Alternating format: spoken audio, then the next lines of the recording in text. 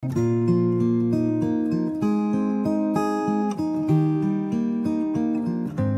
Tuhan dimanapun Anda berada, kita akan kembali merenungkan firman Tuhan, dan untuk itu mari kita awali dengan berdoa. Ya Tuhan, jikalau sesaat lagi kami akan membaca dan merenungkan firman-Mu, kami sadar akan segala keterbatasan dan kelemahan kami. Oleh karena itulah kami memohon pimpinan dari Tuhan. Di dalam nama Tuhan Yesus kami berdoa. Amin. Bacaan firman Tuhan yang akan kita renungkan bersama pada hari ini terambil dari surat 2 Korintus pasal 9 ayat yang kedua. Saya bacakan demikian.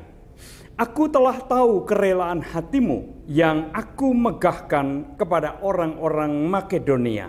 Kataku, Akhaya sudah siap sedia sejak tahun lalu. Semangatmu telah menjadi perangsang bagi banyak orang. Demikianlah firman Tuhan.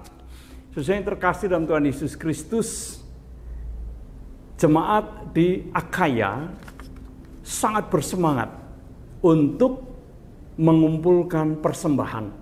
Untuk apa? Apakah untuk Paulus? Bukan. Melainkan untuk menolong jemaat yang ada di Yerusalem.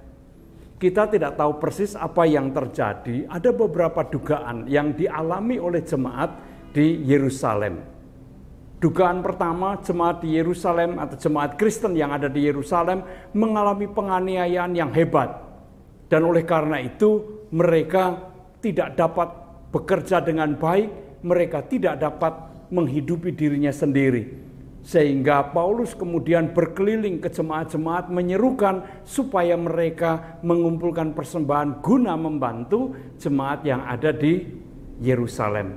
Dugaan yang kedua, terjadi bencana kelaparan. Dan ini tentu mengena kepada semua, termasuk di dalamnya adalah jemaat Kristen yang ada di Yerusalem. Lalu jemaat-jemaat yang ada di luar Palestina diserukan supaya mereka mengumpulkan persembahan untuk membantu jemaat yang ada di Yerusalem. Dan salah satunya adalah jemaat yang ada di Akhaya. Mereka dengan begitu bersemangat untuk membantu dan semangat melakukan kebaikan itu membanggakan, sehingga dikatakan bahwa kerelaan hati mereka itu sungguh dimegahkan atau membuat Paulus bermegah. Ya, bermegah di sini artinya bangga dengan kerelaan hati yang ada di jemaat Akhaya itu. Dan bukan hanya itu, kebaikan itu menular ke banyak jemaat yang lain. Sehingga kemudian jemaat-jemaat yang lain pun tersentuh untuk ikut ambil bagian, ikut mengumpulkan persembahan guna membantu jemaat Kristen yang ada di Yerusalem. Saudara yang terkasih di dalam Tuhan Yesus Kristus, menebar kebaikan dan sekaligus juga menularkan kebaikan. Kita sering mendengar orang lebih mudah ketularan hal yang buruk daripada hal yang baik. Pernyataan semacam itu benar adanya. Artinya orang lebih mudah belajar atau terpengaruh atau ketularan melakukan apa yang jahat ketika ia berada di lingkungan orang-orang jahat.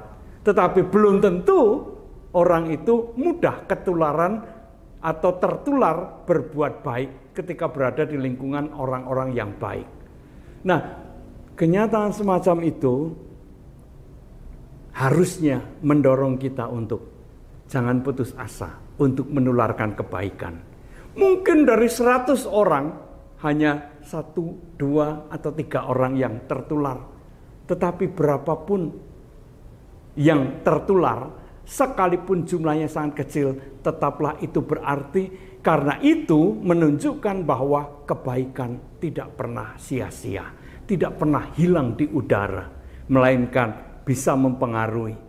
Dan ketika 1 atau 2 atau 3 orang ini juga menularkan kebaikan, mungkin hanya kepada 2 orang atau 3 orang yang lain, sehingga kemudian 3 orang yang lain itu pun juga tertular, dan begitu seterusnya.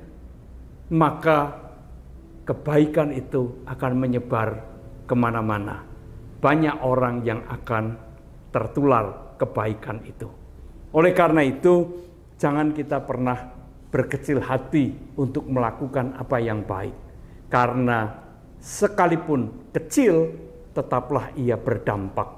Dan ingatlah dan percayalah bahwa setiap hal yang baik yang kita perbuat, itu bukan berdasarkan kemampuan, kekuatan, atau pengaruh diri kita, tetapi kita percaya karena kebaikan itu adalah kehendak Tuhan, maka sesungguhnya Tuhan yang akan ikut bekerja di dalamnya.